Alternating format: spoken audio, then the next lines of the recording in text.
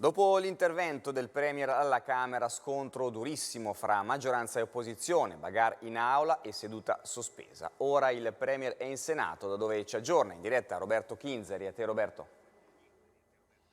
Sì, Alessio, è appena terminato il suo intervento, replica di quello appunto fatto alla Camera dei Deputati, dove in precedenza ci sono stati dei momenti di tensione tra le forze politiche. Lo stesso Premier è interpellato, insomma, ha tirato in ballo su questo, entrando al Senato ha detto i parlamentari non mi anticipano gli interventi, quindi non ho condiviso o aizzato nessuno. Ma dunque, facciamo un passo indietro, torniamo alla Camera e quindi al confronto delle forze politiche e lo vediamo nei servizi di Sonia Sarno e Francesco Maisano.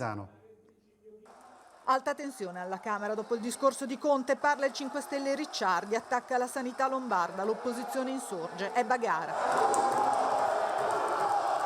Ira di Giorgetti contro i 5 Stelle, inconcepibile una roba del genere, dice. In aula pugni sugli scranni, un microfono rotto, Fico interrompe la seduta, alla ripresa la Lega attacca. Il governo in gennaio non ha avvisato le regioni sulla pandemia. Noi abbiamo depositato proprio lunedì una PDL per istituire una commissione d'inchiesta per capire se quei ritardi del governo hanno avuto conseguenze su Piemonte, Lombardia e Emilia Romagna. Dai 5 Stelle parole di una gravità assoluta, irrispettose di vittime e medici, la fondo di Forza Italia, e Berlusconi attacca, le quattro sinistre insieme per il potere uccidono le aziende, così esplode la rabbia sociale. La verità è che il Paese è arrivato alla vera fase 2, sfibrato, perché nella maggior parte dei casi i lavoratori e le famiglie non hanno ricevuto un euro. Meloni incalza dal movimento insulti e provocazioni, strategia concordata con Conte, dal governo poi scelte surreali.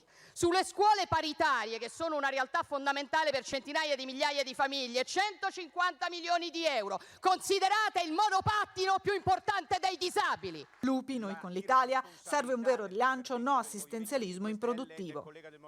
Si è vista com'è andata quella politica, iniziata niente po' di meno che da Formigoni. Lui e il centrodestra in Lombardia hanno tagliato in poco più di 20 anni 25.000 posti letto pubblici.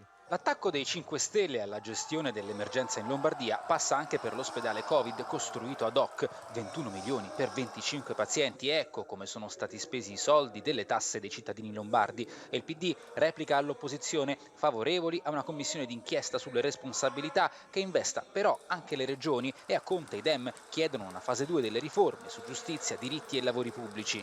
Una vera semplificazione del funzionamento dello Stato. Tra la decisione politica e l'attuazione per il cittadino non ci può essere quella distanza che abbiamo purtroppo dimostrato in alcuni casi.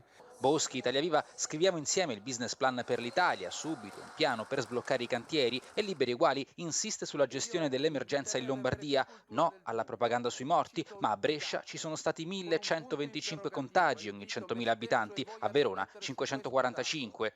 È lecito che la politica si interroghi su queste differenze? Io credo di sì. Il decreto rilancio viene incontro anche alle piccole imprese, quelle che con l'emergenza Covid hanno dovuto affrontare problemi di liquidità non riuscendo a pagare fornitori.